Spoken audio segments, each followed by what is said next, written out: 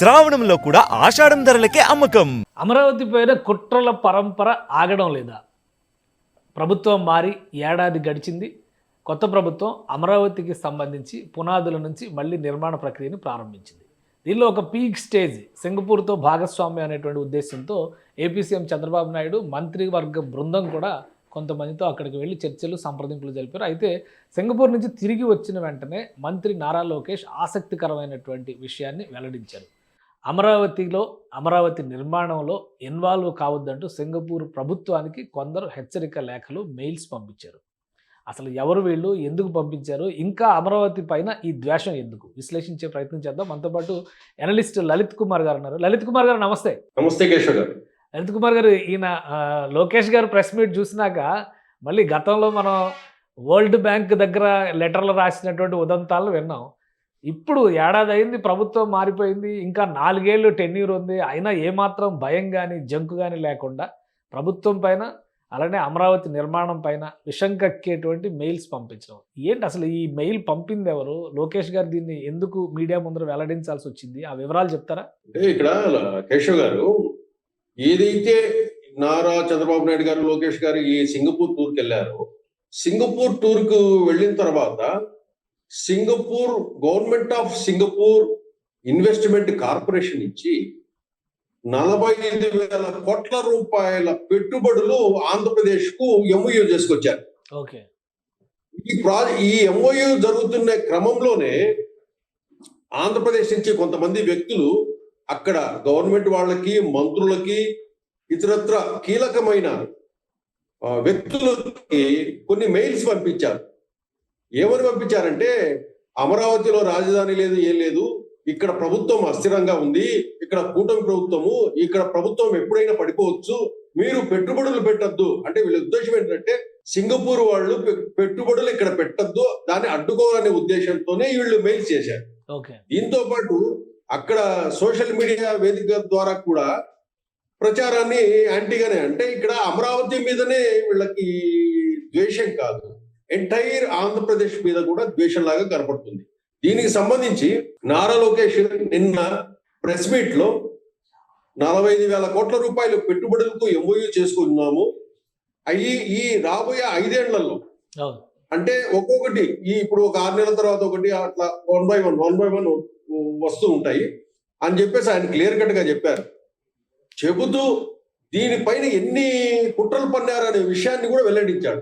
ఎప్పుడైతే చంద్రబాబు నాయుడు గారు, నారా లోకేష్ గారి టీం ఎవరైతే సింగపూర్ వెళ్ళారో, అక్కడ వీళ్ళు డిస్కస్ చేసేటప్పుడు అక్కడ సింగపూర్ మంత్రులు వీళ్ళంతా వీళ్ళకి వచ్చిన మెయిల్స్ చూపించారు చంద్రబాబు గారికి, నారా లోకేష్ గారికి, టీం కి. మీరు నారాయణ గారు వెళ్ళారు, భరత్ గారు వెళ్ళారు, పరిశ్రమల శాఖ మంత్రి, పురపాలక శాఖ మంత్రి, వీళ్ళందరూ వెళ్ళారు. ఈ టీం అంతా కూర్చొని డిస్కస్ చేసేటప్పుడు ఆంధ్రప్రదేశ్ లో పెట్టుబడులు పెట్టొద్దని మాకు ఇన్ని మెయిల్స్ వచ్చాయండి అని చెప్పి మెయిల్స్ చూపించారు. మెయిల్స్ చూడంగా అవి మన తెలుగు వాళ్ళ మెయిల్స్. దాంట్లో లోకేష్ కంటపడింది రెగ్యులర్ గా మెయిల్స్ పెట్టేసి, ఏది ఎంబసీకి పంపిస్తున్నారు, మినిస్ట్రీకి పంపిస్తున్నారు, గవర్నమెంట్ కి పంపిస్తున్నారు, అక్కడ అపోనెంట్ సింగపూర్ లో అపోనెంట్ ఎవరైతే పార్టీస్ ఉంటాయో వాళ్ళకి పంపిస్తున్నారు. ఇది చూసిన తర్వాత ఈ తెలుగు వాళ్ళు ఎవరని చెప్పి లోకేష్ చూస్తే, ఆ తెలుగువాడు ఎవరంటే మురళీకృష్ణ అనే వ్యక్తి అని ట్రేస్ అవుట్ అయింది. ఎవరి మురళీకృష్ణ అనే వ్యక్తి అని చెప్పి చెక్ చేస్తే, ఈ మురళీకృష్ణ వైఎస్ఆర్సీపీ కీలక నేత పెద్దిరెడ్డి రామచంద్రారెడ్డికి సంబంధించిన పిఎల్ఆర్ కంపెనీలో ఇతర పనిచేస్తున్నాడు. ఈ మురళీకృష్ణకి వైసీపీలో ఉన్న కీలక నేతలతో కూడా మంచి సత్సంబంధాలు. అది చూసిన తర్వాత అప్పుడు ఆశ్చర్యపోయారు వీళ్ళు, చంద్రబాబు నాయుడు గారు వీళ్ళంతా. ఇంకో విషయం ఏంటంటే, ఈ మెయిల్స్ ఎవరు కూడా సింగపూర్ వాళ్ళు నమ్మలేదు. ఎందుకంటే చంద్రబాబు నాయుడికి కొన్ని సంవత్సరాలుగా, దాదాపు 25 సంవత్సరాలకు పైగా సింగపూర్ గవర్నమెంట్ తో గాని, అక్కడ మంత్రులతో గాని మంచి సత్సంబంధాలు ఉన్నాయి. కాబట్టి చంద్రబాబు నాయుడు ఏంటి, ఆంధ్రప్రదేశ్ ఏంటి అనే విషయం సింగపూర్ వాళ్ళకి బాగా తెలుసు. కానీ ఒక విషయం, ఇప్పుడు సోషల్ మీడియాలో రాతలు రాస్తేనో లేదా పరిధి మీరు మాట్లాడితేనో చర్యలు తీసుకోవచ్చు. ఇదేమో ఒక సీక్రెసీ, అంటే ఒక విధంగా ఒక మెయిల్, ఒక గవర్నమెంట్కి, ఒక దేశపు ప్రభుత్వానికి రాసినటువంటి ఈమెయిల్. ఇందులో అసలు చర్యలు తీసుకోవడానికి ఏమైనా అవకాశం ఉందా, లేదా ఇలాంటి దుష్ప్రచారాలకి అడ్డుకట్ట వేసేటువంటి అవకాశం ఆంధ్రప్రదేశ్ ప్రభుత్వానికి ఉందా? గతంలో కూడా వరల్డ్ బ్యాంక్కి మెయిల్స్ రాశారు, లెటర్స్ రాశారు, చాలా కరస్పాండెన్స్. అసలు జగన్మోహన్ రెడ్డి గారు కూడా 2 రోజుల క్రితం చాలా విమర్శలు కూడా చేశారు, ప్రభుత్వం పైన, ముఖ్యమంత్రి పైన విమర్శలు కూడా చేశారు. సో వీళ్ళందరూ ఒక దారిలోనే వెళ్తున్నారు అనేటువంటి సంకేతాలు కనిపిస్తున్నాయి. ఈ రాతలకి, ఈ తప్పుడు ప్రచారానికి రేపమాప గవర్నమెంట్ మారిపోతుంది అంటున్నారు. అంటే బయట ఉండే వాళ్ళకి ఇవన్నీ తెలియదు కదా, 4 సంవత్సరాలు ఇంకా ప్రభుత్వం ఉంది, లేదా ఇంకేం జరుగుతుంది అనే దాని మీద క్లారిటీ లేదు కదా. కానీ వీళ్ళు రాస్తున్నటువంటి రాతలతో ప్రభుత్వం కూలిపోతుంది, మీరు ఇన్వెస్ట్మెంట్స్ పెడితే కనుక మీరు నష్టపోయినట్టే అనే హెచ్చరికలు, ఇలాంటి చర్యలపైన, ఇలాంటి చేతలపైన చర్యలకి అవకాశం ఎంతవరకు ఉంది? లేదు కేశవ్ గారు, 100% ఉంది. ఆ డేటా మొత్తం కూడా గవర్నమెంట్ ఆఫ్ ఆంధ్రప్రదేశ్ వాళ్ళు, పోలీసు వాళ్ళు తీస్తున్నారు. ఈ మురళీకృష్ణ ఎవరు, ఇంకా ఏమేమి మెయిల్స్ వచ్చాయి, వీళ్ళు ఇంకా ఎవరెవరికి పంపించారు అని చెప్పేసి కూడా కేసు ఫైల్ చేస్తున్నారు. ఆ కేసు ఫైల్ చేసిన తర్వాత దీని వెనకల ఎవరున్నారు, వాళ్ళ ఇంటెన్షన్ ఏంటి అనే విషయాన్ని కూడా బయట పెడతామని కూడా లోకేష్ గారు కూడా చెప్పారు. ఏదేమైనా కూడా ఈ రకంగా పెట్టుబడులను వీళ్ళు అడ్డుకుంటున్నారంటే వీళ్ళు ప్రజల అభివృద్ధిని కోరుకునే వాళ్ళు కాదని చెప్పుకోవాలి మనం. కానీ అంటే పెద్దిరెడ్డిని టార్గెట్ చేస్తున్నారు, పెద్దిరెడ్డి కుటుంబాన్ని టార్గెట్ చేస్తున్నారని జగన్మోహన్ రెడ్డి గారు కూడా ఆరోపిస్తున్నారు. కావాలని ఏదో కాలేజ్ డేస్లో పెద్దిరెడ్డి గారు కొట్టారంట చంద్రబాబు నాయుడు గారిని, దానికి ప్రతీకారం ఇప్పుడు తీర్చుకుంటున్నారంట. ఆయన ముఖ్యమంత్రిగా ఉన్నారు కాబట్టి ఈయన కుటుంబాన్ని వీధుల పాలు చేయడం కోసం చేస్తున్న కుట్ర అంటున్నారు. ఇప్పుడు ఇది కూడా మళ్ళీ ఆ కుట్రలో కొట్టుకుపోయేటువంటి వ్యవహారంగా మారేటువంటి అవకాశం ఉంటుంది కదా. దీనిపైన చర్యలు ఎట్లా తీసుకునే అవకాశం ఉంటుంది? ఒకటి కేశవ్ గారు, ఇక్కడ పెద్దిరెడ్డి రామచంద్రారెడ్డి గారు చంద్రబాబు నాయుడు గారిని చెప్పుతో కొట్టాడు అని చెప్పేసి నిన్న నెల్లూరులో అన్నాడు. ఆ మాట అది అవాస్తవం. ఎందుకంటే పెద్దిరెడ్డి రామచంద్రారెడ్డి గారు చంద్రబాబు నాయుడికి జూనియర్. చంద్రబాబు నాయుడు గారు స్కాలర్ గా ఉన్నప్పుడు పెద్దిరెడ్డి గారు ఫస్ట్ ఇయర్.